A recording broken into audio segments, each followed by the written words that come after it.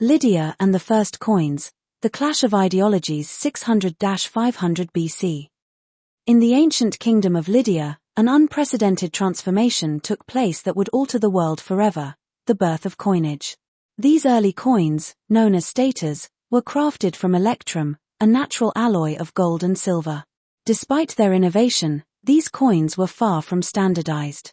Their weight and purity varied wildly, making them unreliable as a consistent means of exchange. Traders had to weigh and test each coin, complicating the process of trade. Though they marked the first steps towards a system of currency, the staters' inconsistencies limited their practical use. Yet, this imperfect experiment in coinage would become a powerful tool for control. Long before these coins were minted, Lydia had already fallen under the grip of a dominant religious ideology, which had structured its society for centuries. This many-god religion was not just a matter of faith but a mechanism of spiritual and political control. It had shaped Lydia into a society bound by hierarchical power structures, where the masses were kept subservient through the manipulation of religious narratives. The creation of coinage, far from a simple economic development, was another step in the process of entrenching control over the people. The coin, like the religion, was a tool designed to bind. To the west, the Ionian Greeks represented a different approach to life and belief, one more focused on the natural elements, the sea, the sky, and the forces that shaped their world. The Ionians, who thrived on the shores of the Aegean, had built their culture around exploration and navigation, but their connection to the divine was rooted in a relationship with these natural powers. In contrast to Lydia's rigid, controlling religious structures, the Greeks lived in a world where their gods represented both freedom and conflict, where humanity's interaction with the divine was dynamic and fluid. The many conflicts between Lydia and the Ionian city-states was more than just a contest for power or wealth. It was a struggle between two competing ideologies. Lydia's society was built on control, reinforced through its religion and the new economic tool of coinage. The Ionians, by contrast, resisted such domination. They valued their independence, both in thought and in trade.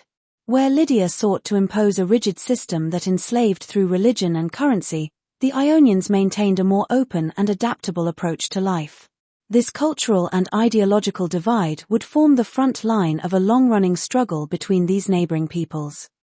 The staters themselves, flawed as they were, found greater use after 609 BC, when Assyria, with its advanced resource-based economy, fell at the Battle of Armageddon, and Babylon rose to power after the Battle of Carchemish in 605 BC. Assyria's economy had been centered around a model of shared abundance and was seen as a threat by those who sought control through material wealth. With Assyria's collapse, those in Lydia and Babylon recognized the potential for coinage as a means to impose their will on the world. Coins, unlike a resource-based economy, could be manipulated, hoarded, and used to control the masses. For generations, the ruling elite of Lydia and Babylon had prepared for this moment, seeing in coinage a way to extend their economic influence over other nations.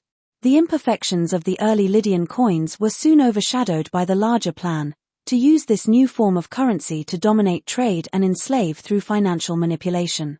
Though initially limited in its circulation, the stater became a symbol of control that would evolve with time. The introduction of coinage, then, was not about convenience or progress but a strategic move to curtail the spread of Assyria's resource-based model. Lydia, already under the control of the many-god religion, became the testing ground for a new form of enslavement, one that would eventually spread across the ancient world. The Ionians, fiercely independent, resisted this economic pressure, knowing that accepting coinage would mean the loss of their freedom. They saw in Lydia's coins a symbol of the rigid control that already dominated their neighbor's society, and the clash between these two peoples was inevitable. In this world, coinage was not just currency, it was a weapon, one that would be wielded with increasing force in the centuries to come. Lydia's flawed staters, soon to be perfected by Cyrus the Great with the introduction of the gold daric, were the first steps in a much larger plan. For Lydia, coinage was another layer of control in a society already bound by religious subjugation. For the Ionians, it represented a force to be resisted, an intrusion into their way of life and their independence. Thus, The clash between Lydia and the Ionians was not simply over trade or territory. It was a struggle between two worldviews, one of control through material wealth and subjugation, the other of freedom, both spiritual and economic.